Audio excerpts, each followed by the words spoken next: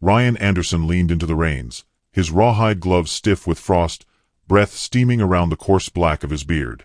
The mule's hooves crunched into ice-crusted soil, each step sinking deeper where the ground had turned to slush. He had hunted longer in storms worse than this, but something in the air held the brittle edge of trouble, the kind that prickled along the spine without explanation. He paused, listening, every sense stretched into the gray silence of the mountains. Then he heard it, a thin cry, swallowed by the wind but sharp enough to cut through the sweep of the storm. Not the call of an animal. Not the broken branch of a pine.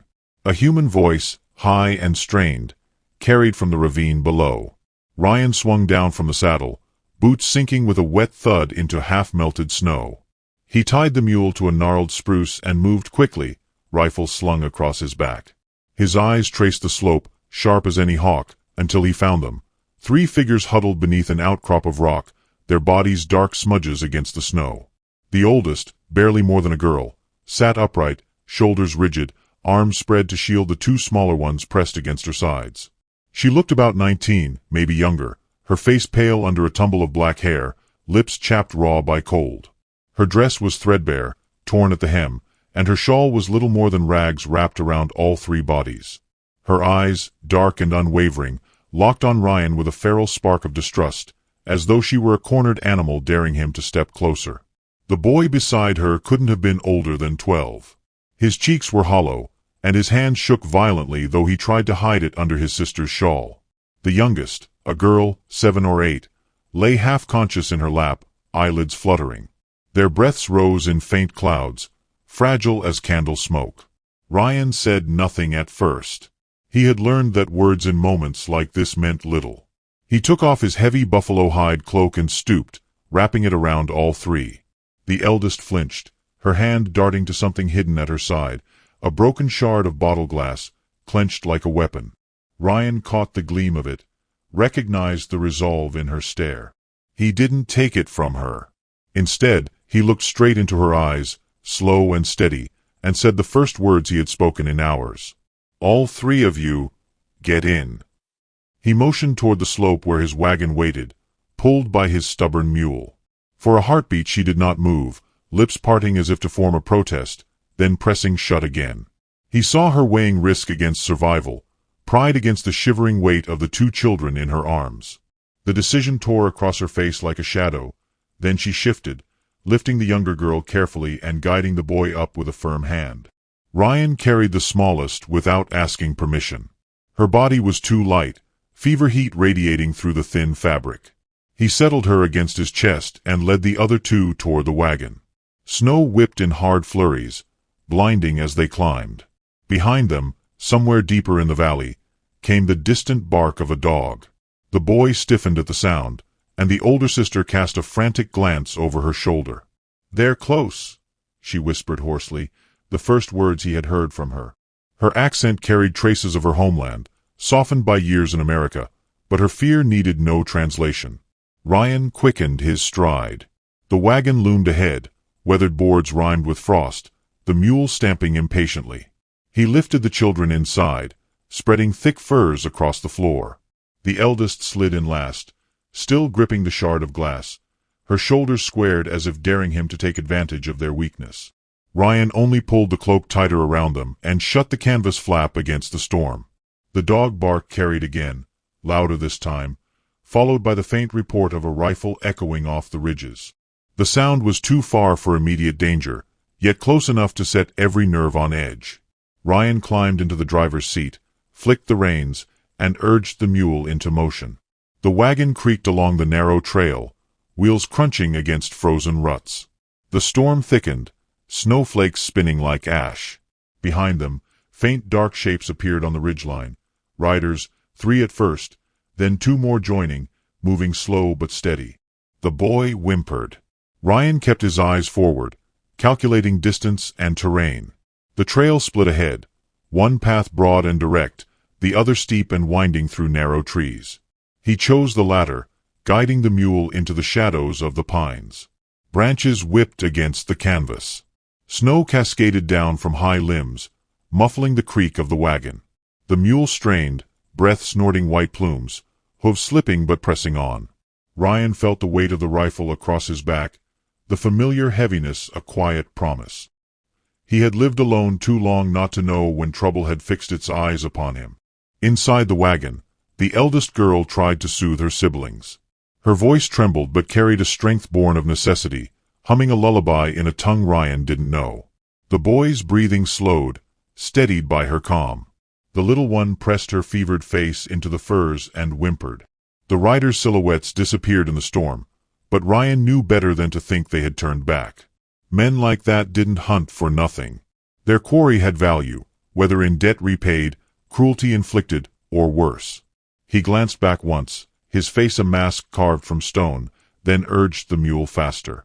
The trail bent downward into a hollow where a frozen creek cut across the land. Ryan steered the wagon into the creek bed, letting the wheels roll over ice and rock. The water beneath was shallow but treacherous, muffling their passage in the roar of wind and rushing current beneath the ice. The choice was dangerous. Wheels could splinter, mule could stumble, but it would bury their tracks beneath snow and flowing water. Hours blurred into a rhythm of creaking wheels, lashing wind, and the steady drive of the mule. Ryan barely spoke, conserving breath, though once he leaned back to push the flap aside. The eldest girl's eyes met his, dark, unblinking, still holding the shard of glass though her hands shook with exhaustion. For the first time, she didn't look entirely at him, but beyond him, as though listening to some echo in the storm. They reached his cabin at dusk, just as the sky bled into a dim purple. It sat against a bluff of stone, half hidden by firs, smoke barely rising from its crooked chimney. The logs were rough-hewn, roof patched with hides, but it stood solid against the wind. Ryan halted the mule, climbed down, and opened the wagon flap. The children blinked into the dim light of the clearing, too weary to move until Ryan lifted them gently, one by one. Inside, the cabin smelled of wood smoke and dried venison. A small fire smoldered in the hearth, embers glowing faintly. Ryan stoked it to life, fed it pine knots until flames licked high, warming the chill from the room. He spread the furs near the fire and motioned for the three to sit. They hesitated, still clutching one another, until the warmth coaxed them forward. The boy ate first, ravenous, when Ryan set a pot of stew on the table. He used his knife to slice thick bread, passing pieces without a word. The little girl stirred only enough to sip broth, then collapsed against her sister.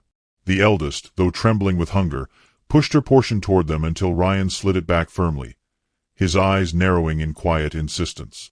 For a moment, pride and shame battled in her face, then she lowered her gaze and ate. Silence held the room, broken only by the crackle of fire and the soft sounds of children eating. Ryan sat by the door, rifle across his knees, listening to the storm thrash against the walls. He watched the way the eldest girl's hand shook when she spooned stew, the way she straightened her shoulders as though to remind herself she could still stand against the world. She was no longer looking at him with open suspicion, but with a guarded kind of watchfulness, as though trying to decipher the measure of the man who had taken them in. The night deepened, pressing against the cabin walls. The wind howled like a wounded animal through the pines, snow piling high against the door. The children curled beneath the furs, finally succumbing to sleep. The eldest hummed softly until their breathing steadied, then sat in silence, staring into the fire. Ryan kept his vigil by the door, every muscle taut, rifle ready. He knew they had not outrun danger, only postponed it. Somewhere out in the storm, men waited, their hunger of a different sort driving them. He glanced once more at the girl by the fire, her chin drooping with exhaustion but her hands still curled protectively around the shard of glass.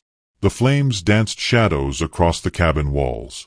Outside, the storm roared. Ryan narrowed his eyes into the dark, listening past the wind.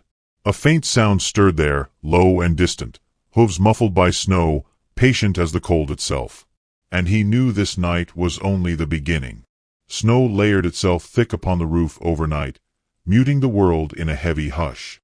Morning crept into the cabin reluctantly, pale light seeping through the chinks between logs, painting the room in a gray quiet.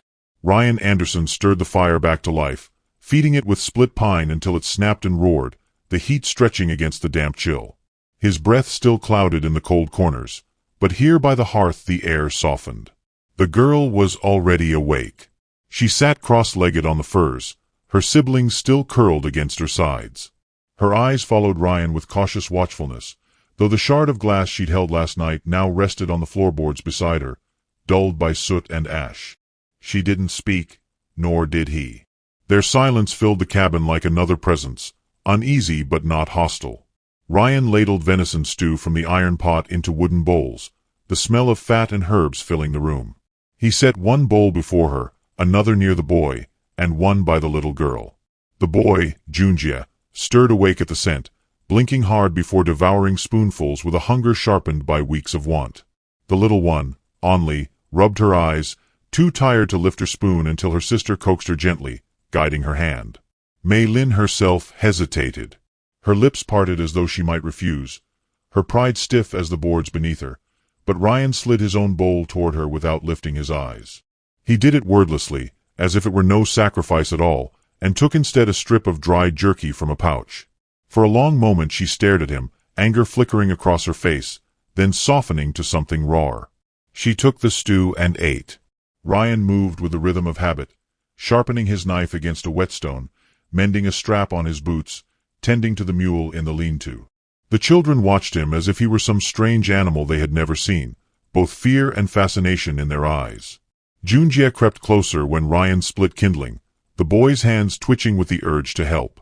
Ryan handed him the hatchet without ceremony. The boy's first strike glanced off the wood, clumsy and weak. Ryan didn't scold, didn't correct with words. He simply took another log, split it clean with a single stroke, then placed a fresh piece before the boy and handed the hatchet back. Junjie tried again, gritting his teeth. The cut was shallow, but straighter. Ryan gave a faint nod, a flicker of approval. The boy drank like water. Mei Lin watched all this, her hands folded in her lap. For the first time since they'd met, her shoulders lowered, the hard mask around her eyes softening. She still did not smile, but her gaze lingered longer on Ryan, studying the way he moved, the way he offered without asking. Later, when the snow thinned into a fine mist, Ryan went outside to haul water from the creek that ran narrow beneath a crust of ice. Mei Lin followed, carrying the bucket though her arms trembled with the effort. He could have stopped her, but he let her come, watching as she broke the ice with a stick and dipped the bucket. Her reflection wavered in the dark water, hollow-cheeked, hair tangled, yet dignity burned still in the set of her mouth. She hoisted the bucket and stumbled. Ryan steadied it with one hand, not taking it from her, merely keeping it upright as she bore the weight. She looked at him once, her eyes unreadable, then carried it back without a word. The cabin became a fragile rhythm of survival. Ryan hunted snowshoe hare and returned with pelts stiff with frost. Junjie tried his hand at skinning, fumbling with the knife until Ryan guided his hands, rough and steady, teaching without teaching. Onli clung to her sister most of the day, yet sometimes crept close to Ryan when he sat by the fire, curious of the great, silent man who never raised his voice. He handed her small gifts, a pine cone, a feather, a piece of smooth quartz, and she tucked them into her pocket as though they were treasures. Mei Lin sewed by lantern light, mending the tears in her siblings' clothes with thread pulled from her own hem. Once, she took Ryan's coat when he left it draped over a chair and stitched a rip along the sleeve. He returned to find it folded neatly. She said nothing. He said nothing. But that night, when he placed fresh bread near her side of the fire, she did not push it away. The days wore on, storm after storm rolling down from the high ridges. The world outside was all white drifts and the hiss of wind through trees, but inside the cabin small warmths bloomed. Junjie began to smile, shyly at first, then with sudden brightness when Ryan praised the neat cut of firewood he had split. Onli laughed when the mule sneezed and showered her with snow, her thin shoulders shaking with a joy that startled even her. Mei Lin remained guarded, yet her eyes softened when she watched them. At night she sang softly in her own tongue, lullabies that rose like smoke into the rafters. Ryan, sitting in the shadows by the door, let the strange melodies curl through him, stirring something he had buried long ago. He did not understand the words, but he understood the ache in them. One evening, after a long silence, Mei Lin spoke. Her voice was rough, halting in English. "Why you help?" she asked, her gaze steady though her hands clenched in her lap. Ryan did not answer at once. He stared into the fire, sparks leaping upward like stars torn loose. "Because you needed it," he said finally. His words were plain, nothing more. She seemed to study them, as though weighing their truth. Then she nodded once, sharp and almost reluctant, and said no more. Another night, when the wind shrieked outside and rattled the shutters, Ryan taught Junjie how to clean the rifle.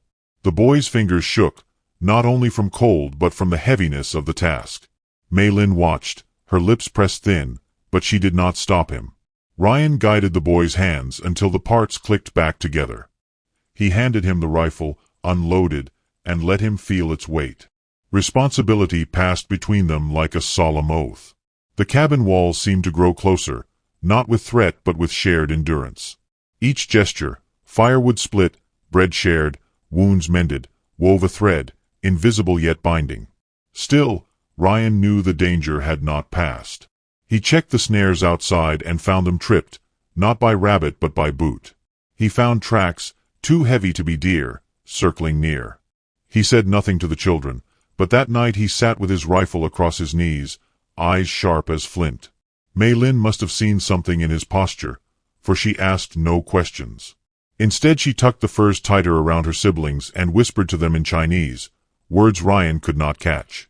When her gaze lifted to him, there was no suspicion in it now, only an understanding too heavy for her 19 years.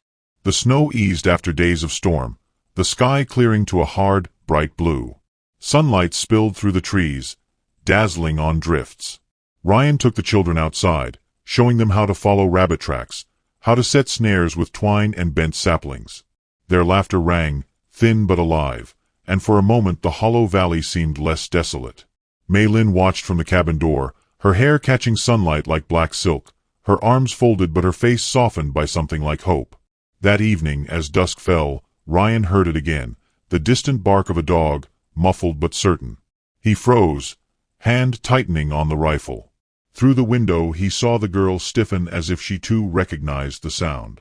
The children did not notice, busy with their bread by the fire, but Ryan and Mei-Lin locked eyes across the room. The quiet sanctuary they had built, fragile as frost, trembled under the weight of that echo. The dog's bark faded with the wind, but it left a chill in the cabin that the fire could not chase away. Ryan sat longer than usual at the door that night, rifle across his knees, eyes fixed on the black line where forest met sky. The children slept easily, warmed by bread and fire, but Mei-Lin lay awake, her gaze never straying from the ceiling as if the beams above her held memories she could no longer push down. The silence between her and Ryan stretched taut, until finally she broke it with a whisper shaped more like confession than conversation. "My father," she said slowly, halting each word. "He came many years ago. To work Iron Road." Her English bent awkward, but the meaning was clear enough. "He die there. Rock fall." Ryan's jaw flexed, but he gave no answer. He only shifted his eyes toward her, a signal for her to go on if she wished. "My mother, she was strong. But sickness came. Fever." Mei-Lin drew the little girl closer, brushing her hair as she spoke. "No doctor. No one help. She go quiet, one night. Leave us." Her voice faltered on that last word, but she pressed forward, as though stopping would let the grief drown her. "We were alone. Only me and them. Too young, they cannot work. I beg, I wash clothes for miners. I cook. I carry stone." She lifted her palms, calloused and scarred far beyond what 19 years should have carved. The boy stirred in his sleep, murmuring something in Chinese, his breath shaky. Mei-Lin soothed him with a touch, then looked back at Ryan. "Men say, father leave debt. Say I must pay. I refuse. They take our food. Burn our house. We run. They chase." Her voice dropped, hardening like ice. "They want me. To sell." The fire popped loudly, a log splitting in half. Ryan stared at the flames, his silence heavier than words. He had seen cruelty before, men who carved their power out of the suffering of others, but something in her story sank deeper, striking places in him he had long buried. He thought of the grave under his own cabin's porch, the wife he had once loved and lost to the same pitiless indifference of the frontier. He thought of how survival was never equal, how some fought only hunger, and others fought the whole of men's cruelty besides. "They'll come," Maylin said, voice thin but certain. Her eyes, black pools glinting in the firelight, fixed on him as though testing whether he would deny it. Ryan did not. "Aye," he muttered, gravel deep in his chest. "They'll come." The days that followed were weighted with vigilance. Ryan ranged farther in the woods, setting traps not only for hare but for men. He sharpened his axe until the blade shone silver against the dim. He walked the perimeter each dawn, finding tracks half covered in snow, boot prints, not deer. Each night, the distant bark carried again, sometimes joined by the faint laugh of men, thin and cruel, carried down the ridges. Inside, the cabin filled with a tension that neither food nor fire could ease. The children sensed it, even if Maylin shielded them with gentle smiles. Junjie began asking questions in a low voice. "Are they close? Will they find us?" Ryan answered with silence, but his silence itself was an answer. One evening, a trader on snowshoes stumbled by, drawn to the sight of smoke curling from the chimney. His cheeks were red with windburn, his pack heavy with salt and beans. He traded willingly for jerky and pelts, but his words carried news sharper than any bargain. "Miners down in Hollow Creek been talking," he said, stamping snow from his boots. "Say a China girl run off with 2 brats. Some claim she stole from them, others that she owes coin. Don't matter much. Them men mean to drag her back. There's a bounty on her head.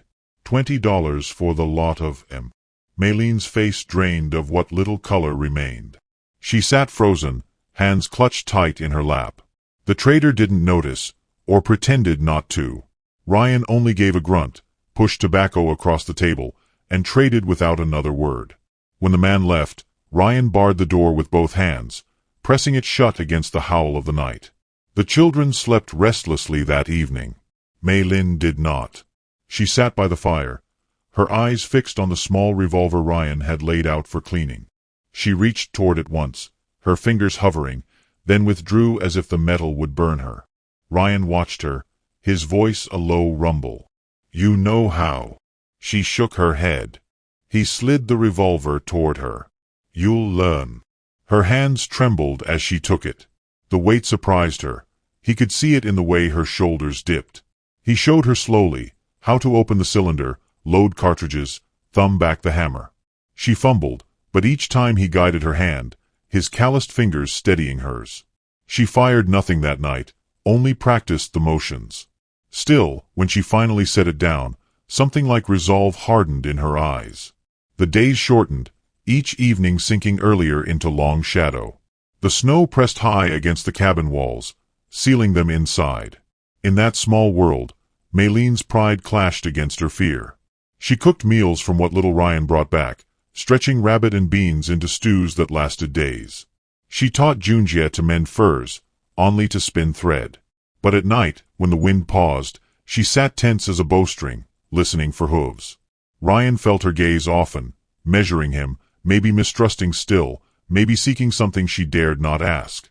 He offered little in words, but he offered his strength in other ways. He showed Junjie how to notch arrows.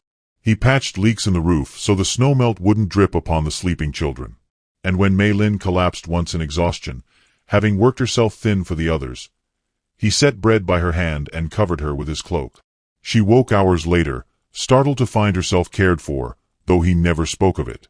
Then came the night when the knock rattled the cabin door. It was not gentle. It boomed against the wood, 3 heavy strikes. Ryan rose in a fluid motion, rifle already in hand. Maylin's face drained white, her arms wrapping around the children before they could stir. Another knock followed, harder, splintering frost from the frame. "Anderson!" A voice called, harsh and familiar with cruelty. "We know what you got in there. Hand her over. Won't be no trouble if you do." Ryan stood motionless, his back straight as the logs of the cabin wall. The firelight licked across his features, hardening the lines carved deep by years alone. He didn't answer. The voice came again, closer, almost a growl. "She's ours. Det don't die with her daddy. Open up, or we'll burn you out." Junjie whimpered. Maylin pressed his head to her chest, whispering in Chinese, her own voice shaking. Ryan lifted a hand, quieting them, then leaned close to the door. "You come for her," he said, his voice low and calm as a winter stream. "You'll leave in the ground." Silence stretched. Then the sound of laughter. 5, maybe 6 men, mocking, confident. Footsteps crunched away from the door, but Ryan knew it wasn't retreat. It was circling, testing, waiting for dawn. He kept the rifle across his lap the rest of the night, eyes never closing. Mei Lin sat opposite him, the revolver clutched against her chest. Their gazes met in the long hours before sunrise, no words passing but everything said. She understood then that he would not give her up. He understood that she would not flee. When the first gray light bled into the trees, Ryan rose and pushed the door open. Snow swirled in, sharp and cutting, revealing tracks all around the cabin, boots pressed deep, circling like wolves. The men were not gone. They were waiting. And the storm was far from finished. The storm broke at dawn, though not in mercy. Snow fell heavy and wet, cloaking the trees in silence so thick that even the crows had fled. The air itself seemed to hold its breath. Ryan Anderson stood by the cabin window, rifle in hand, eyes narrowing at the tracks etched around his clearing. They were fresh, a ring drawn in the snow by boots that had no business in these mountains save cruelty. The men who had made them were still out there, waiting for light to sharpen their advantage. He felt it in his bones as surely as the cold pressed through the logs. Behind him, the fire cast a faint glow against the children huddled together on the furs. Junjie had not slept, his dark eyes swollen but sharp with the knowledge of danger. Only whimpered in her sleep, fever breaking into sweat. Mei Lin sat upright beside them, revolver clutched in her lap, her face pale but resolute. She did not ask questions now. She only looked at Ryan, silent trust and terror warring in her gaze. Ryan checked his rifle, each click of metal precise, steady. His hands were calm though the air trembled with violence. He pulled his long coat over his shoulders, adjusted the strap of his axe at his hip, and finally spoke, voice deep as a cavern. "They'll come soon." Mei Lin nodded, her throat tight. She reached to smooth her brother's hair, her other hand never leaving the revolver. Ryan saw how her knuckles whitened, and for a moment, he almost told her to let it go, that he would bear the weight alone. But he remembered the glass shard she'd gripped on the first night, how survival had been carved into her bones. He let her hold it. The first shot split the silence, shattering the cabin window in a spray of glass and snow. Junjie cried out, ducking low, while Mei Lin pulled Only to her chest. Ryan dropped to one knee, scanning the tree line. Smoke from the muzzle still clung to the air at the edge of the clearing. Another shot rang, burying itself in the cabin door. "They want to scare us," Ryan muttered, more to himself than the others. "Break us before they come close." Mei Lin's voice was a whisper. "We don't break." The words struck him, not in their strength but in their certainty. He met her eyes, and for a moment, he felt something shift, an understanding that this fight was no longer his alone. The men came from the trees, 5 shapes in ragged coats, rifles glinting. They spread wide, circling like wolves. Their leader, a tall man with a scar dragging from temple to jaw, stepped forward, shouting over the storm. "Anderson, you're a fool. Hand her over, and we'll leave you breathing." Ryan raised his rifle, barrel steady through the broken window. He didn't answer. His silence was answer enough. The leader spat into the snow, signaling his men. They moved fast, firing as they ran. Bullets tore into the cabin walls, wood splintering. Ryan fired once, the crack echoing through the valley. One man dropped into the snow, clutching his side. The others dove for cover, shouting curses. Inside, the children cowered beneath the bed, their small bodies trembling. Mei Lin pressed them down, then lifted her revolver with both hands. Her breath came quick, but her eyes were sharp. Ryan saw it, nodded once, then pushed the door wide and stepped into the storm. Snow blinded, wind cutting like knives, but Ryan moved through it like part of the mountain itself. A man lunged from behind a pine, axe raised. Ryan swung his own, steel meeting flesh with a sickening crack. The man fell silent into the drift. Gunfire burst again, each shot thunderous against the hollow stillness. Ryan fired, reloaded, fired again, each movement efficient as breath. One man broke from cover, creeping toward the cabin's side. Mei Lin saw him through the shattered window, his shadow bending against the snow. Her hands shook as she raised the revolver. She drew in a breath, whispered a prayer in her own tongue, and fired.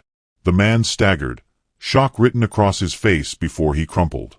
Mei Lin dropped the revolver to her lap, staring at what she had done, but there was no time for horror. She picked it up again, jaw tight, eyes wet but unbroken. Junjie crawled forward from under the bed, clutching a hatchet Ryan had given him days before. His small voice trembled. "Tell me where," he whispered to his sister. She pulled him back, but Ryan, hearing him, barked over his shoulder. "Stay inside, boy." The words cracked like a whip, not in anger but in desperate protection.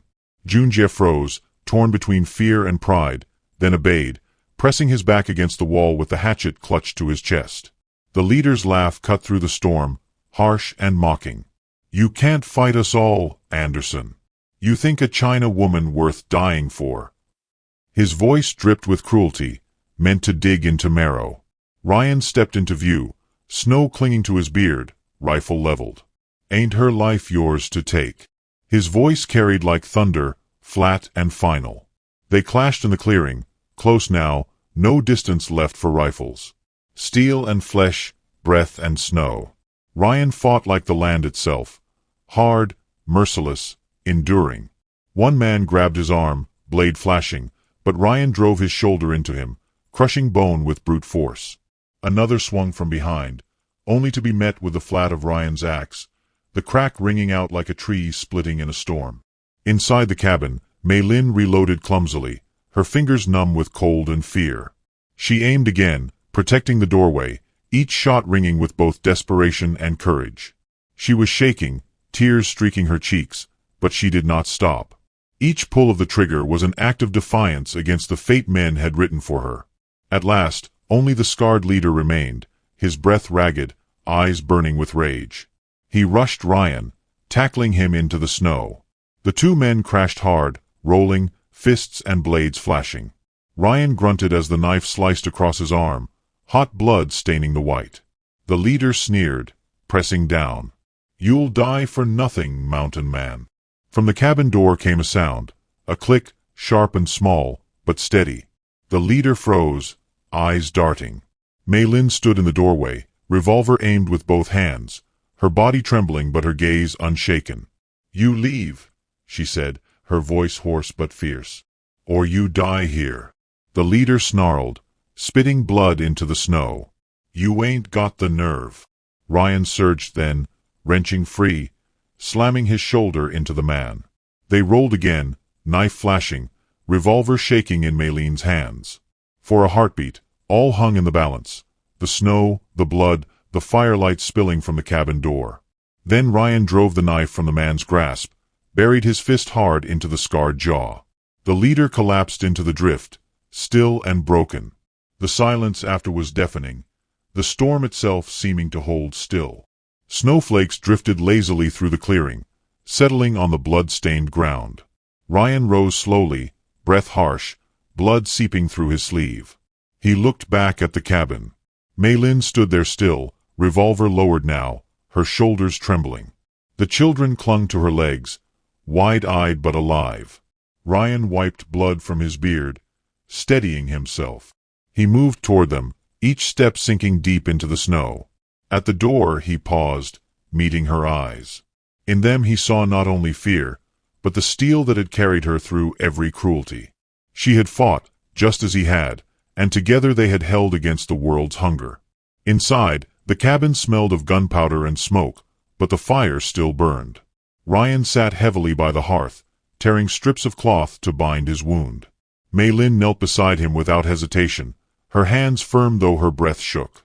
She wrapped his arm, her fingers brushing against his skin with care he had not felt in years. He looked at her, at the children curled safe in the furs, and something inside him shifted, like thaw beneath ice. When the last bandage was tied, Mei Lin sat back, exhaustion washing over her. The revolver still lay near her hand, but she did not cling to it now. Instead, she whispered, almost to herself, "We are safe." Ryan nodded once, slow and certain.